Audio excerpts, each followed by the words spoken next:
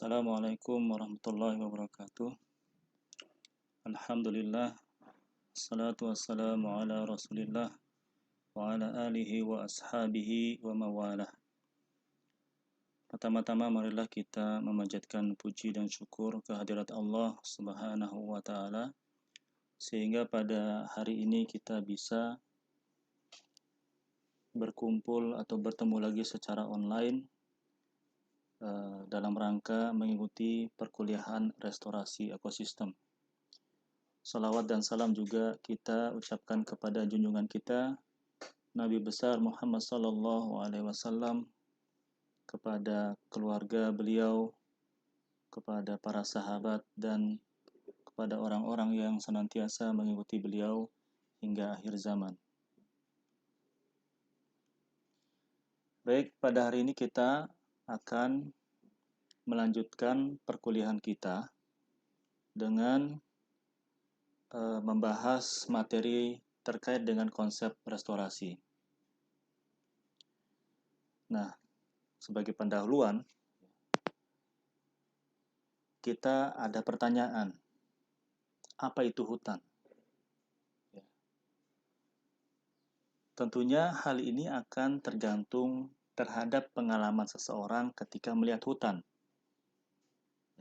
Lain halnya misalkan bila kita berbicara tentang sesuatu hal yang spesifik, misal tentang kota Mataram, maka kita semua memiliki gambaran yang sama. Ya. Misalkan ada mall, epicentrum, atau ada Taman Sangkareang, ya. Kemudian ada masjid atau Islamic Center, ya, Hubul Waton, dan lain-lain. Kita memiliki gambaran atau pandangan yang sama terkait dengan kota Mataram. Adapun hutan, maka ini akan berbeda tergantung dari daerahnya, ya, atau dari pengalamannya di daerah tersebut. Misal, hutan di Kalimantan tentunya akan berbeda dengan keadaan hutan yang ada di pulau lain, ya, seperti hutan yang berada di Pulau Jawa dan hutan yang berada di Pulau Lombok, misalnya, yang ada di Pulau Sumbawa, bahkan hutan antara satu negara dengan negara yang lain, ya, ini juga bisa berbeda. Misalkan antara hutan yang ada di Australia dan hutan yang ada di Amerika. Nah, namun apabila dilihat secara umum, terlepas dari perbedaan tadi, ya, maksudnya perbedaan antara kondisi hutan yang ada di Kalimantan, yang ada di Jawa, yang ada di Lombok, ya, yang ada di luar negeri, di Australia atau di mana, di Amerika,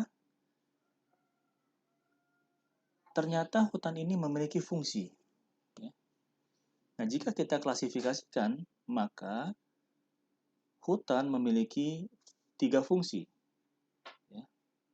Yang pertama ada fungsi produksi, kemudian ada fungsi proteksi, ya, fungsi lindung atau konservasi. Kemudian juga ada namanya fungsi regenerasi, yaitu fungsi proses yang disebut dengan fungsi regenerasi.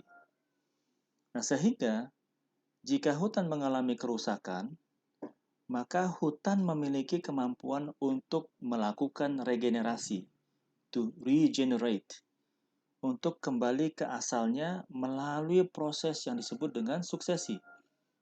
Kita akan bahas di slide-slide selanjutnya. Apakah dia akan kembali atau tidaknya ke keadaan semula, maka ini akan tergantung pada, ya, dalam istilah ekologi ini disebut dengan daya lenting. Ya. Saya rasa adik-adik sekalian sudah mengambil mata kuliah ekologi hutan, ya, bisa dibaca-baca kembali. Kenapa hutan punya fungsi? Dan dari mana fungsi itu muncul? Ya. Apabila kita cermati hutan, ternyata hutan memiliki fungsi karena hutan memiliki apa? Memiliki struktur. Ya. Apa itu struktur hutan? Ketika kita berbicara tentang hutan, maka kita berbicara tentang struktur hutan. Jika kita melihat struktur hutan hujan tropis, maka hal ini akan berhubungan dengan apa?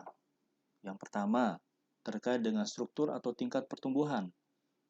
Adik-adik sekalian pernah ke lapangan, pernah melakukan inventarisasi, ya, baik pelajaran inventarisasi hutan maupun ekologi hutan, kalian melakukan survei, ya, membuat plot. Di antara struktur atau tingkat pertumbuhan yang kita ukur apa di sana? Ada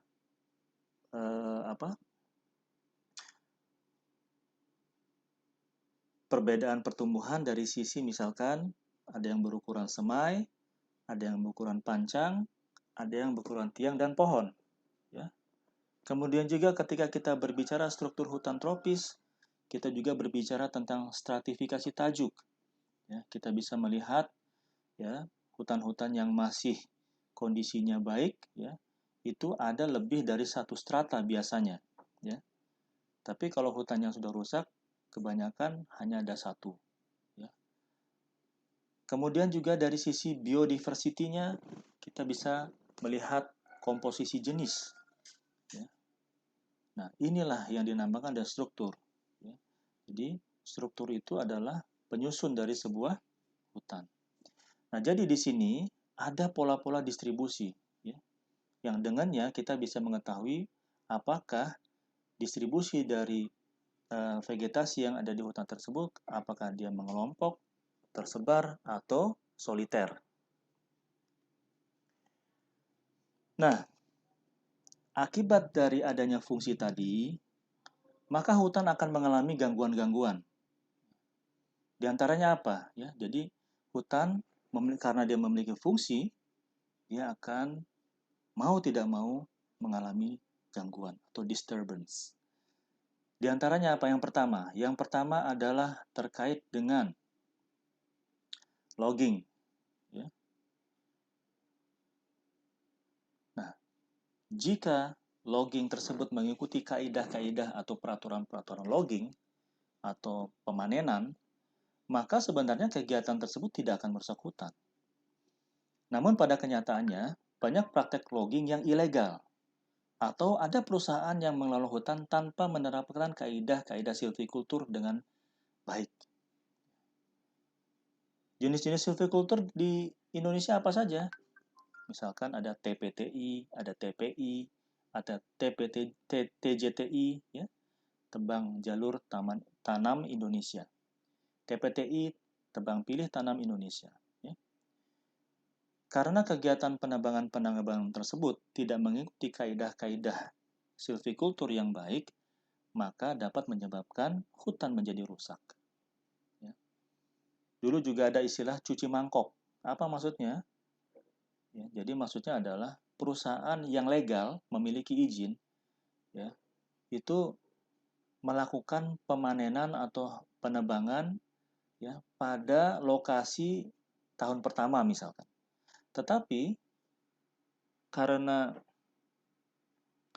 pada tahun pertama itu, ya, misalkan setelah dilakukan penebangan, hasil yang diperoleh ini bisa jadi tidak cukup. Atau dia sudah cukup tetapi namanya manusia memiliki sifat yang rakus, maka dia melakukan pelanggaran dengan cara menebang pada lokasi penebangan tahun kedua. Ya. Demikian selanjutnya sehingga sebelum rotasi penebangan itu selesai, ya, tapi lahannya sudah selesai duluan. Lahan penebangan sudah selesai duluan. Sehingga ketika mereka masuk ke dalam lahan penebangan pertama, tanaman yang pada tahun itu, misalkan kalau rotasinya 35 tahun, maka seharusnya apabila setelah penanaman tahun pertama, muter ke tahun 35 ke lahan yang ke-35, kembali ke lahan yang pertama, maka seharusnya tanaman-tanaman pada lahan pertama itu umurnya kurang lebih sudah 34 atau 35 tahun. Seharusnya sudah siap ditebang kembali. Nah, apa yang terjadi karena mereka tidak melakukan penebangan sesuai dengan jadwal, ya, artinya lebih cepat dari seharusnya, maka mereka akhirnya mengambil atau menebang pada lokasi di luar dari izin mereka. Ya, seperti itulah, makanya cuci mangkok istilahnya. Ya. Gangguan yang lain adalah adanya forest fire atau kebakaran hutan. ya. Kemudian ada pertambangan, kemudian ada pertanian atau agriculture, ada plantation, perkebunan, dan yang terakhir ada shifting cultivation atau perladangan berpindah. Nah, jika kita melihat dari gangguan-gangguan tadi, ternyata memang gangguan-gangguan tersebut dilakukan karena memang ada manfaat. Kita melihat di sini misalkan logging. Kalau kita berbicara tentang logging, apa yang bermanfaat bagi kita? Logs, kayunya. Kayu-kayu ditebang bermanfaat, baik itu untuk kayu pertukangan, kayu biomasa untuk bahan bakar, untuk energi, kayu untuk pembuatan kertas dan lain-lain. Ya. Jadi kayu-kayu tersebut memberikan manfaat ya bagi manusia. Kemudian terjadinya kebakaran. Ya memang kebakaran ini apa yang dirusak oleh api? Semuanya, dari mulai kayunya ya atau pohon, kemudian semak belukar, serasa-serasa yang berguguran, semua akan terbakar. Ya. Walaupun kita tidak dapat manfaat darinya, ya. Kalau manfaatnya kemungkinannya misalkan apabila terjadi kebakaran biasanya tanahnya akan subur karena ada nutrisi juga yang dikembalikan ke tanah. Tapi secara manfaat sepertinya kita tidak manfaat langsung kita tidak peroleh. Tetapi ini merupakan faktor eksternal yang mempengaruhi hutan dan mungkin ini bisa menjadi gambaran buat kita. Kemudian misalnya pertambangan, apa yang diambil? Mineral, ya, mineral-mineral dari dalam tanah. Ya. Nah, kegiatan pertambangan ini mengambil mineral yang berada di bawah lantai hutan dengan mengorbankan hutan atau vegetasi di atasnya. Nah, sehingga tingkat kerusakan yang terjadi ini lebih parah jika kita bandingkan dengan kegiatan logging misalkan. Ya. Kalau logging yang diambil hanya vegetasinya saja. Bahkan kalau kita berbicara tentang logging di hutan alam, maka vegetasi yang ditebang tadi itu tidak semuanya, tidak boleh. Ya, biasanya dia adalah tebang pilih ya, dengan ukuran diameter tertentu, kemudian juga ya jenis-jenis tertentu yang boleh dipanen. Selanjutnya ada kegiatan agriculture. Nah, ini apa yang manfaat buat kita? Manfaatnya tentunya adalah kesuburan tanahnya ya. Jadi agriculture, plantation, dan shifting cultivation semuanya memberikan benefit dalam bentuk kesuburan tanah, soil fertility. Ya. Nah, dari kesuburan tanah tersebut, ya, maka kita memperoleh bahan pangan ya dari dari pertanian, kemudian juga mungkin dari buah-buahan dan komoditas lainnya dari perkebunan. Begitu juga dengan shifting cultivation.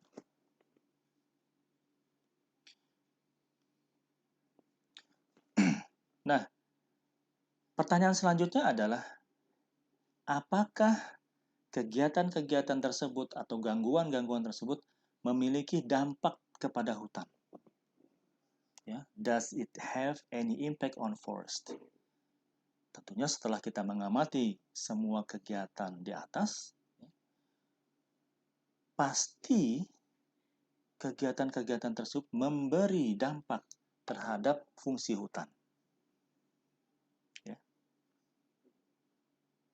Jadi manfaat, kalau kita lihat di bagian sebelah kiri, ya, manfaat ini dia memberikan dampak kepada fungsi hutan. Ya. Nah, kenapa? Kemudian kenapa fungsi hutan ini rusak atau terpengaruh? Kegiatan-kegiatan tersebut telah memberikan dampak yang nyata terhadap fungsi hutan dengan merusak strukturnya. Ya, struktur hutan yang ada. Struktur hutan itu berkaitan dengan apa? Tadi sudah saya jelaskan di depan. Ya. Sehingga dengan rusaknya struktur tentunya hutannya juga menjadi rusak. Ya. Dengan demikian, maka tidak ada fungsi, ya, fungsi ini tidak akan ada jika strukturnya rusak. Ya, nah ini perlu diingat ya sama adik-adik sekalian. Maka apabila kita ingin memperbaiki fungsi hutan, ya, sebenarnya yang kita upayakan adalah membangun struktur hutan kembali. Ya. Jadi kalau kita mau hutannya kembali, strukturnya harus diperbaikin. Apabila strukturnya sudah ada, maka fungsi itu kita bisa peroleh, ya, sehingga kita bisa manfaatkan kembali. Nah, memperhatikan uraian sebelumnya, ya, maka dapat kita definisikan restorasi sebagai berikut. Ya, jadi restorasi ini adalah upaya mengembalikan struktur dan fungsi suatu ekosistem mendekati kondisi semula. Ya, lihat garis bawah mendekati. Jadi di sini kita tidak menggunakan kepada fungsi semula, tetapi kita mendekati kondisi semula. Ya, jadi bukan mengembalikan kepada kondisi semula. Kenapa? Karena memang kalau kita mengembalikan ke kondisi semula, pertama, apakah kita mengetahui baseline awal dari kondisi hutan tersebut sebelum rusak? Kita tidak tahu secara komprehensif, ya. Sehingga kita perlu apa namanya me, uh, mengembalikannya, ya. Artinya maksudnya definisi ini tidak berani untuk mengembalikan kepada kondisi semula. Tentunya dalam masalah ini masih terjadi perdebatan, ya. Misalnya hutan harus seperti semula atau tidak, tetapi seperti semula ini bukanlah definisi yang tepat, ya. Dan tentunya kalau kita sebagai seorang yang beragama Islam, ya, kalau kita mau mengacu kepada kondisi semula berarti kondisi awal di mana Allah menciptakan bumi ini, ya. Kita bisa bayangkan sekarang dalam suatu kawasan hutan, misalkan sebelum rusak ini ada berapa jenis pohon, ada berapa jenis liana, ada berapa jenis rumput, ada berapa jenis perdu, ada berapa jenis semak belukar yang hadir pada kawasan hutan tersebut. Itu baru berbicara tentang vegetasinya. Belum kita berbicara tentang kondisi tanahnya, ya. Bagaimana kondisi tanahnya? Belum kita berbicara lagi tentang kondisi satwanya, kondisi mikroorganismenya, ya.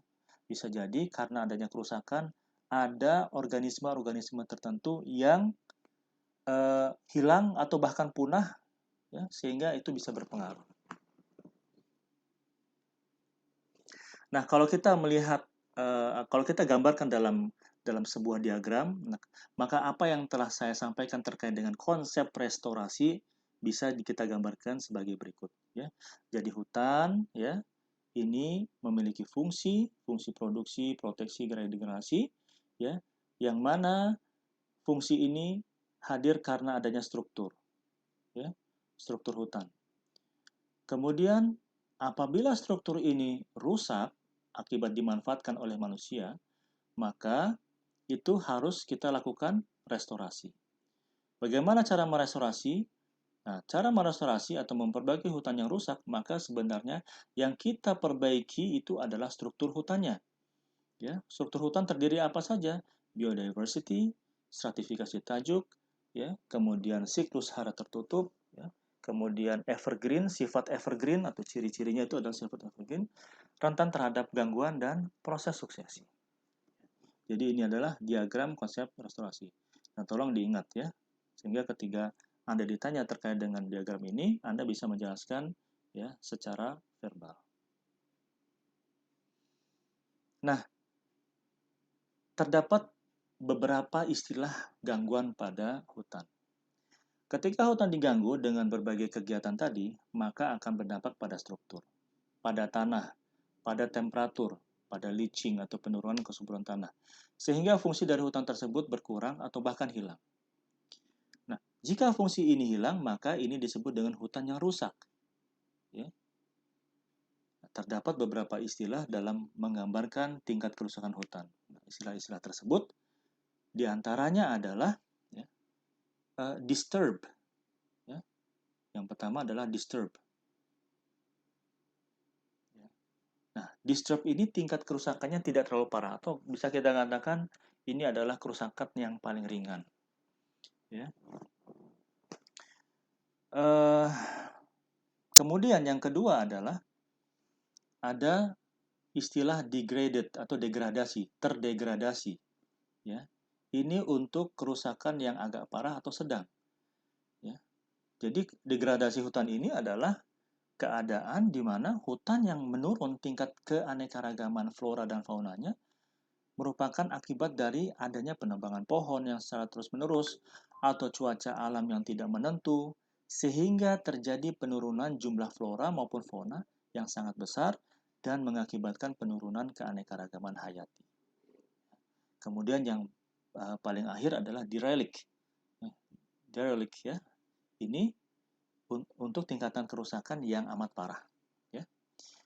Secara bahasa, derelict ini artinya lalai atau menelantarkan. Jadi kalau kita definisikan mungkin ya, derelict ini adalah sebuah tempat atau lahan atau hutan yang kosong dan sangat parah kondisinya, ya, sehingga untuk bisa diperbaiki kembali ini akan sangat sulit ya. Jadi dia rusak, susah untuk diperbaiki akibat sudah tidak ada lagi yang dipergunakan untuk waktu yang cukup lama ya. Itu secara bahasa ya. Sehingga mungkin itulah yang alasan digunakan sebagai istilah untuk kondisi kerusakan yang paling tinggi. Nah, ada beberapa acuan dalam restorasi hutan. Ya, restorasi hutan tadi berarti kita berbicara tentang memperbaiki struktur dan fungsi. Nah, untuk mengembalikan kondisi hutan tersebut, maka diperlukan sebuah acuan sebagai pedoman. Ya, seperti halnya misalkan manusia memerlukan acuan dalam kehidupan bernegara, yaitu Undang-Undang Dasar. Dalam kehidupan bernegara, kita mengacu kepada Undang-Undang Dasar atau pada Pancasila, ya, sehingga kita dapat hidup secara tertata dan secara hukum yang jelas. Tidak ada hukum rimba istilahnya. Ya. Kemudian juga dalam kehidupan beragama juga sama. Misalkan dalam hal ini saya memberikan contoh ya untuk kaum muslimin yaitu kitab suci, ya, Al-Quran dan hadis. Ya. Kemudian ya ada kita masuk ke dalam tujuan kita yaitu restorasi. Apa acuan dalam merestorasi hutan? Nah, apabila kita memperhatikan dan belajar dari alam, maka kita dapat melihat bagaimana konsep suatu ekosistem yang rusak kembali lagi, yang mana ini mengacu kepada dua hal, yaitu suksesi, yaitu proses suksesi, dan melihat kepada karakteristik hutan. Poin yang pertama tadi, acuan yang pertama kita berbicara tentang suksesi. Ya. Jadi suksesi suatu ekosistem hutan memiliki kemampuan untuk meregenerasi. Tanpa melihat konsep ini, maka rehabilitasi lahan ini tidak bisa akan kita berhasil. Ya. Apa yang kita pelajari dari konsep tersebut? Ternyata proses suksesi mengajarkan manusia untuk melihat bahwa dalam suatu kejadian itu selalu melalui sebuah proses. Jadi kalau kita pelajari proses suksesi itu dalam proses suksesi ada tahapan-tahapan. Tidak langsung menjadi hutan itu tidak langsung menjadi hutan yang klimaks, tetapi ada tahapan-tahapannya. Ya. Coba kita bahas secara ringkas ya, dan adik-adik bisa baca di referensi-referensi lainnya. Pengertian suksesi. Suksesi adalah proses yang diawali dari perubahan akibat dari modifikasi lingkungan dari waktu ke waktu. Saat suksesi sudah mencapai kondisi seimbang, maka suksesi tersebut dalam kondisi yang seimbang atau disebut dengan kondisi klimaks. Artinya dia sudah maksimal pertumbuhannya. Pertumbuhan natalitas dan mortalitas sama dengan 0. Jumlah vegetasi yang mati itu sama dengan jumlah vegetasi yang tumbuh kembali. sebuah definisi yang dikemukakan oleh Tensley, definisi adalah perubahan tahap demi tahap yang terjadi dalam vegetasi pada suatu kecenderungan daerah pada permukaan bumi dari suatu populasi berganti dengan yang lain. Ya. Perubahan tahap demi tahap itu mungkin kata kunci yang menjadi pelajaran buat kita. Bahwa dalam sebuah proses suksesi itu ada tahapan-tahapannya. Ya, tidak terjadi begitu saja. Ya. Sehingga kalau secara umum juga kita perhatikan, orang yang sifatnya itu instan, segala sesuatu yang sifatnya instan itu biasanya hasilnya kurang maksimal. Ya. Misalkan orang tiba-tiba bisa jadi PNS, kenapa? Ya, ternyata dia punya orang dalam, jadi nepotisme. Tetapi orang yang melalui proses, ya dia harus belajar, dia ikut tahapan-tahapan tes, ya. Yang lain juga ikut tes juga, cuman dia tidak berhasil, ya. Tidak ada seleksi yang ketat. Nah, suksesi ada beberapa macam. Yang pertama adalah suksesi primer, kemudian ada suksesi sekunder. Ya. Suksesi primer adalah suksesi yang dari awal komunitas asal atau awal terganggu penuh, sehingga awal terganggunya penuh, sehingga komunitas dari ekosistem yang lama musnah atau punah. Ya, misalkan apabila terjadi gunung meletus, ya, keluar lava sehingga membakar, menimbun segala sesuatu yang ada di sekitarnya. Ya. Kemudian ada juga suksesi sekunder, di mana definisinya adalah suksesi yang bila dari awal komunitas tidak terusik atau tidak rusak penuh, sehingga komunitas dari ekosistem yang lama masih ada. Misalkan adanya penambangan liar, ya. Penambangan liar biasanya mereka memilih pohon-pohon yang komersial saja, ya, tidak memilih pohon-pohon yang misalkan kurang ekonomis gitu ya. Nah, berarti jika demikian maka masih terdapat ya remnant vegetation atau vegetasi-vegetasi yang tersisa di sekitar kawasan tersebut. Nah, vegetasi yang tersisa inilah yang melanjutkan proses pembentukan hutan tersebut. Makanya ini disebut dengan suksesi sekunder. Ini adalah gambaran tahapan-tahapannya secara umum ya. Kita bisa lihat ada tahapan tumbuhan pada 5 tahun pertama, kemudian 6 sampai 25 kedua ya, itu hadir semak belukar. Kemudian ada pohon muda 26 sampai 50 tahun. Sehingga ada mature forest, yaitu adanya vegetasi-vegetasi yang sudah besar ya atau lebih tua 51 sampai 150 tahun, dan akhirnya klimaks forest itu tercapai pada 150 hingga 300 tahun. Dan memang yang namanya hutan itu proses untuk bisa kembali ke klimaks atau kembali kepada kondisi mendekati awal atau semulanya ini membutuhkan waktu yang cukup lama. Tetapi hal-hal ini nanti tentunya bisa diintervensi sebenarnya. Ya. Nah, terdapat beberapa proses-proses suksesi. Ada yang pertama adalah proses suksesi yang terdiri dari 6 proses. Yang pertama ada nudasi, ada migrasi, ada eksesis, ada kompetisi, ada reaksi, dan ada stabilitas akhir atau klimaks. Apa yang dimaksud dengan nudasi? Nudasi adalah terbukanya substrat, tidak ada apa-apa, gundul dan kosong. Ya, kemudian ada yang namanya migrasi, mulai munculnya biji atau alat perkecambahan lainnya yang datang. Kemudian ada eksesis, yaitu biji atau perkecambahan tersebut yang menetap mulai berkecambah, lalu tumbuh dan mulai bereproduksi. Kemudian ada kompetisi, biji atau perkecambahan tersebut menjadi kompetisi yang kuat akan menggantikan spesies yang lama mati atau akan mati. Gitu. Ya, jadi ada yang tertekan. Karena apa? Karena adanya kompetisi.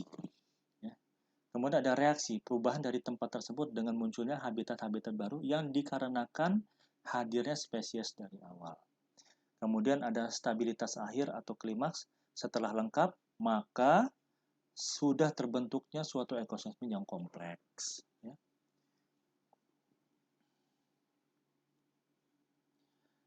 Selain proses yang tadi, ada juga proses suksesi lain ya, yang terdapat dua macam, yaitu ada hidrosere, kemudian ada serosere. Ya. Adapun hidrosere, ya, jadi kalau kita lihat dari awal katanya, hidro ini artinya air. Jadi hidrosere ini dimulai dari air, lalu muncul tumbuhan air, lalu tumbuhan airnya mengapung, lalu tempat tersebut menjadi payau, kemudian muncul rerumputan hingga semak belukar, dan akhirnya menjadi klimaks. Ya. Contohnya misalkan hutan rawa atau hutan pantai, hutan mangrove ya, atau intinya vegetasi-vegetasi yang di sekitar yang berdekatan dengan air. Kemudian yang serosere ini adalah sero ini artinya batu. Jadi kita bisa mendefinisikan bahwa sero-sero ini adalah awal suksesi yang dimulai dari batu, ya. Dari batu lalu mulai muncul lumut atau kerak, ya, hingga lumut kerak tersebut mulai berdaun, lalu muncullah jenis algae, lalu muncul tanaman herba, hingga muncul semak dan perdu, dan akhirnya menjadi klimaks. Ya. Ini contoh sederhana kalau kita misalkan melihat dinding-dinding dari semen atau dari bata, ya. Kalau terlalu sering dia terkena air, maka biasanya akan muncul lumut, ya. Saya rasa adik-adik pernah memperhatikan. Begitu juga di hutan misalkan, batu-batuan yang lama, kemudian dia banyak terekspos atau terkena air, maka lama-kelamaan dia akan muncul lumut-lumut kecil, ya, yang nantinya akan tumbuh organisme-organisme sesuai dengan tahapan-tahapan yang sudah disebutkan tadi. Nah, manfaat suksesi apa? Manfaat dari suksesi dengan proses silvikultur, ya. Jadi kita kaitkan dengan silvikultur, ya. Dengan adanya suksesi itu maka kita bisa mereklamasi lahan bekas tambang, mereklamasi atau merehabilitasi lahan kritis, merehabilitasi kawasan bekas longsor dan lain-lain. Artinya dengan proses tersebut kita bisa mengembalikan kondisi-kondisi areal yang rusak, tentunya dengan melihat dari proses suksesi tadi. Nah, adapun acuan yang kedua itu adalah karakteristik hutan. Ya, saya ambil contoh di sini hutan tropis karena kita berada di Indonesia dan Indonesia ini masuk dalam bagian hutan tropis. Ya. Apa itu? Jadi yang kedua ini ada di dalam karakter itu ada struktur. Jika karakternya terganggu maka fungsinya akan terganggu, ya kan? Di dalam karakter itu ada struktur. Jika karakternya terganggu, maka fungsinya akan terganggu. Sama lah kalau misalkan kita berbicara tentang manusia, ya. Karakternya manusia apa? Misalkan ada moralnya baik, etika, iman, ya. Maka jika hal ini terganggu, maka fungsi kita sebagai manusia yang harus ikhlas ini akan rusak, akan terganggu. Sehingga kita harus istilahnya mungkin kalau dalam bahasa kita rehabilitasi. Makanya ada orang yang masuk rumah sakit jiwa, ada yang masuk ke pesantren, ya. Nah, ketika ia ingin kembali kepada jalan yang hakiki, kita jika menempuh jalan yang salah, maka dia akan salah juga. Ya. Makanya dia harus diperbaiki imannya. Dengan mana? Mengacu kemana? Mengacu kepada Al-Quran dan hadis, mempelajari agama Islam dengan baik dan benar, mempelajari hadis-hadis Nabi, dan tentunya setelah mempelajari harus diamalkan. Sehingga dengan mengamalkan itu, ya, maka karakternya dia itu akan terbangun. Ya, karakteristik sebagai seorang muslim atau muslimah. Nah, hutan tropis, ya, kalau kita lihat ciri-cirinya atau definisinya, adalah hutan alam yang terletak di antara garis 23 derajat hingga 27 derajat lintang utara dan 23 derajat dan 27 lintang selatan. Berada pada daerah iklim tropis. Ya, jadi hutan tropis ini berawal atau terdapat di wilayah Asia Selatan dan Asia Tenggara. Di Australia bagian utara juga kita temui hutan tropis. Ya. Sebagian besar wilayah Afrika, ya. Kemudian juga Kepulauan Pasifik, Amerika Tengah, dan sebagian besar wilayah Amerika Selatan. Jadi ini semua termasuk dalam tipe hutan tropis. Ya. Luas dari daerah tropis mencakup 30% dari seluruh wilayah permukaan bumi. Apa ciri-cirinya? Ya, ciri-ciri hutan tropis yang perlu kita pahami yaitu Ya, pertama pohon-pohonnya tinggi, ya, rapat, berdaun lebat. Kemudian dasar hutan ditumbuhi oleh rumput dan lumut sebagai penutup lahan. Yang ketiga, sinar matahari tidak dapat menembus dasar hutan. Yang keempat, udara di sekitarnya sangat lembab. Jadi ada iklim mikro, sejuk di dalamnya. Ya. Yang kelima, terdapat di daerah curah hujan tinggi. Yang keenam, hutan hujan tropis, ya, dicirikan dengan adanya tingkat kelembaban yang selalu tinggi, biasanya 80% atau lebih. Struktur yang ketujuh, struktur hutan tropis terdiri dari tajuk yang berlapis-lapis. Ya tadi, kalau misalkan dia berada pada kondisi di daerah Katulistiwa, itu biasanya stratifikasi hutannya bisa mencapai 4 atau 5, ya, dari strata A, B, C, D, E, semuanya lengkap. Tetapi mungkin kalau di Lombok, di Jawa, kemungkinan hanya ada 2 atau 3. Ya. Hal ini terkait dengan curah hujan tadi, jenis-jenisnya, kondisi tanah, dan lain-lain. Lapis tajuk yang atas terdiri dari pohon-pohon yang muncul di antara lapis tajuk di bawahnya, dengan tinggi antara 45 sampai 60 meter. Ya. Kalau dulu saya di Kalimantan ketika jadi mahasiswa, saya pernah ada kegiatan dengan dengan pihak JICA, ya, dari Jepang. Itu kita mendatangi hutan pendidikan di Bukit Suharto, yang mana di sana terdapat menara pengamatan yang tingginya 40 meter. Ya. Nah, kami naik ke atas sana dan bisa melihat, ya, posisi kami berada di atas tajuk, ya, sehingga melihat tajuk-tajuk pohon tersebut seolah-olah sebagai karpet. Ya. Masya Allah, jadi indah sekali. Dan selanjutnya,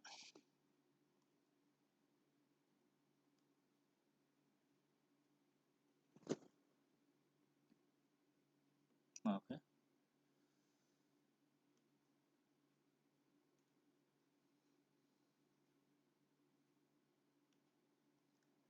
Selanjutnya nomor 9, pohon pada lapis teratas umumnya mempunyai tajuk yang kecil dan tidak teratur dengan sedikit susunan cabang. Lapis tajuk kedua merupakan kanopi utama yang umumnya terdiri dari jenis-jenis pohon yang ramping dengan tinggi 30-40 meter.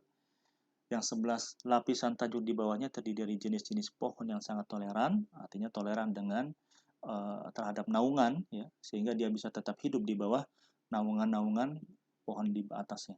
Dengan batang yang ramping, tinggi, dan tajuk yang kecil, terdapat banyak epifit dan cabang yang tinggi. Kemudian yang terakhir adalah pada lantai hutan banyak terdapat jenis-jenis tumbuhan, ya, tumbuhan bawah atau understory, ya, seperti palem kecil, jenis-jenis bambu, rotan, paku-pakuan, dan jenis-jenis lainnya, atau mungkin hampir tanpa tumbuhan bawah. Ya.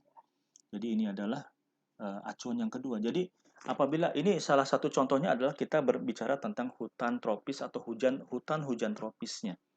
Ya. Kalau kita mau merehabilitasi kondisi hutan mangrove misalkan, maka kita harus tahu bagaimana karakteristik hutan mangrove.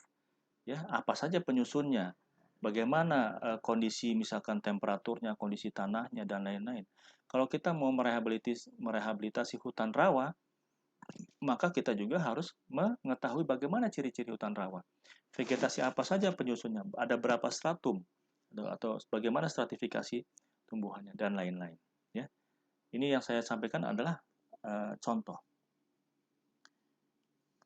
Nah, sebagai ringkasan, maka dalam mata kuliah ini kita akan mempelajari bagaimana mengembalikan hutan yang rusak ini kepada kondisi asal atau mendekati kondisi semula.